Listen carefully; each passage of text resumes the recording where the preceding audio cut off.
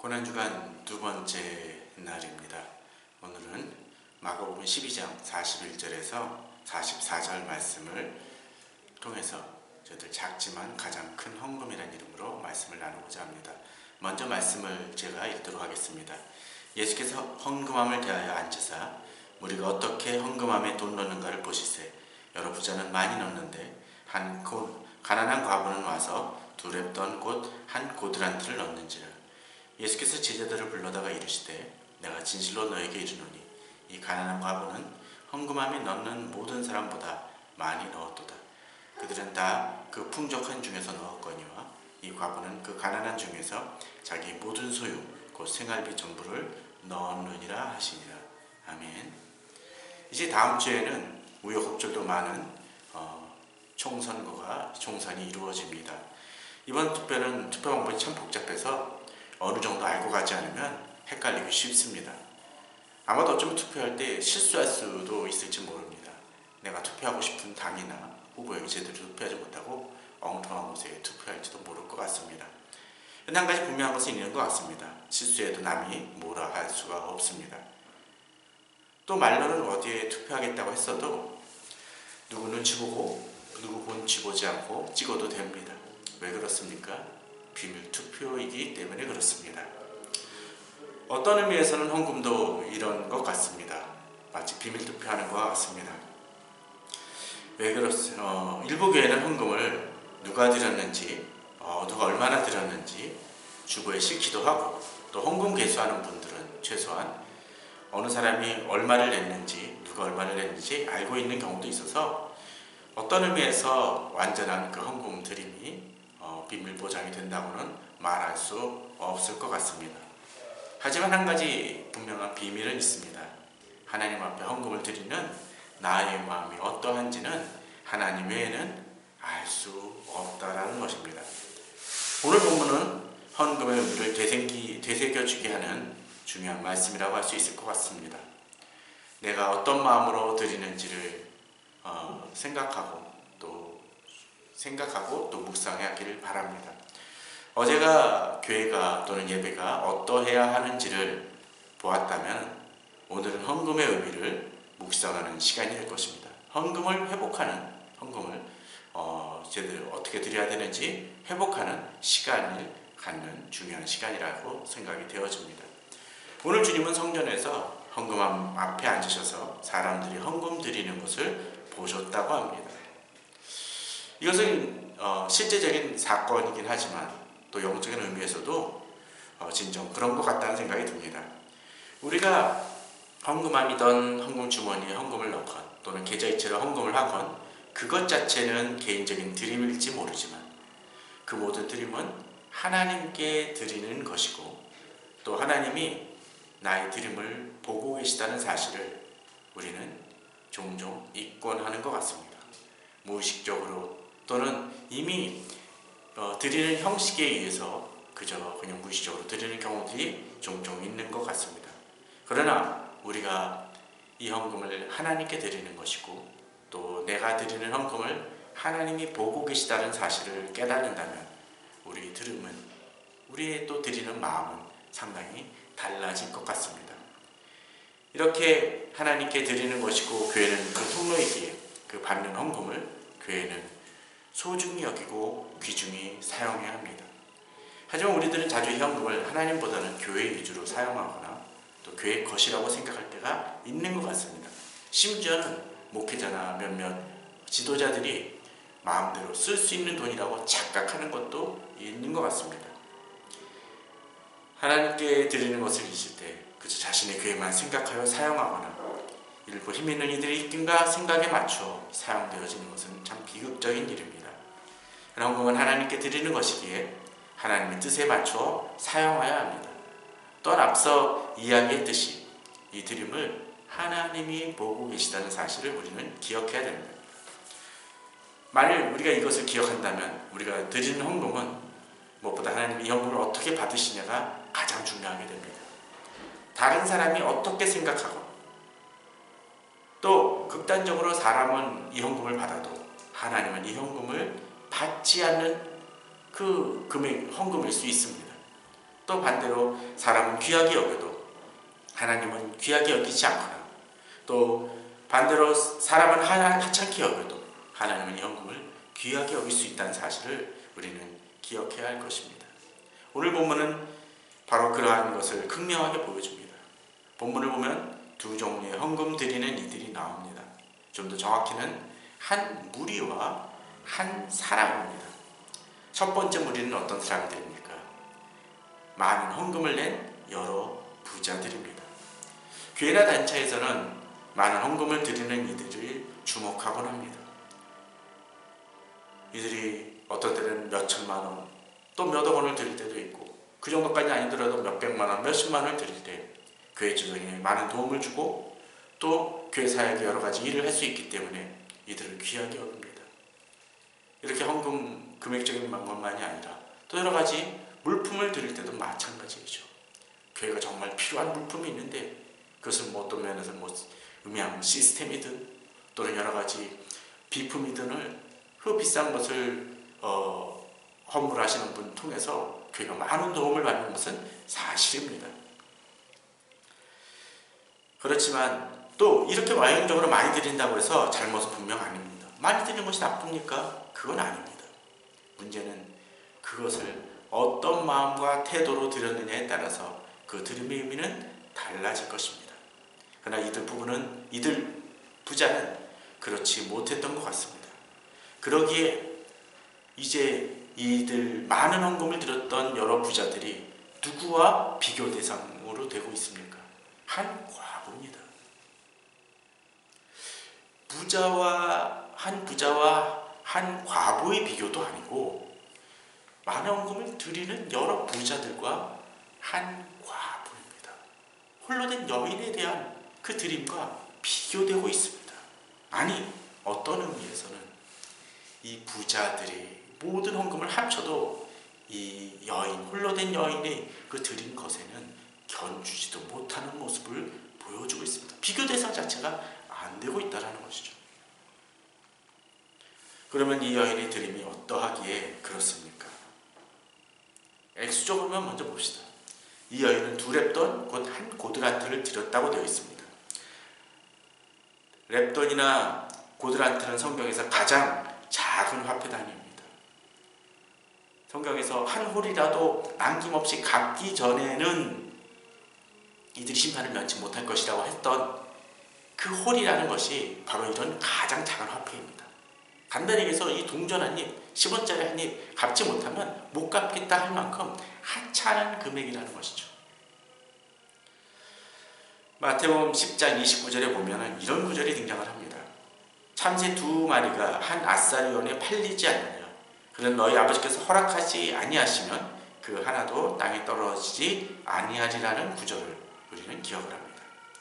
참새 2마리를 살 수 있는 아사리온에 이란 그 돈의 4분의 1이 한 고드란트입니다.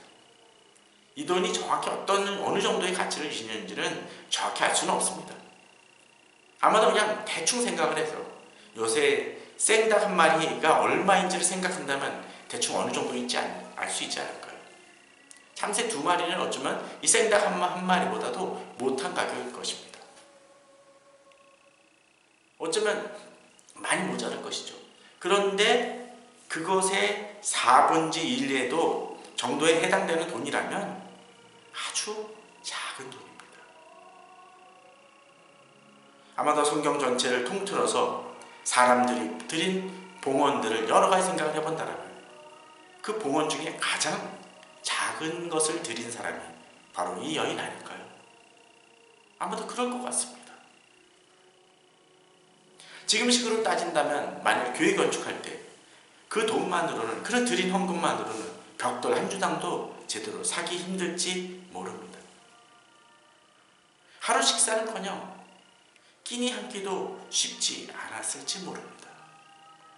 근데 본문을 보면 그 여인에게 있어서 이 돈은 자신의 가진 전부였고, 생활비 전부였고, 또 재산의 전부였고, 하루 생활비에 그 돈이 하루 생활비 전체였습니다. 그 얘기는 뭔가요? 가진 것이 없는 여인입니다.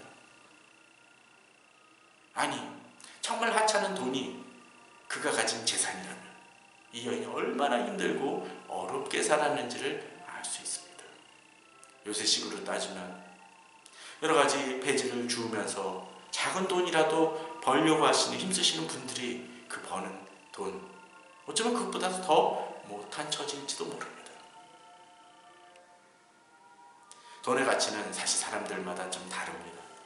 최근 코로나19에 대한 자기 격리도 빈부격차가 나고 있다는 기사를 본 적이 있습니다. 외국의 어느 사람은 호화 요트에서 안전하게 자신을 보호하는 사람이 있습니다.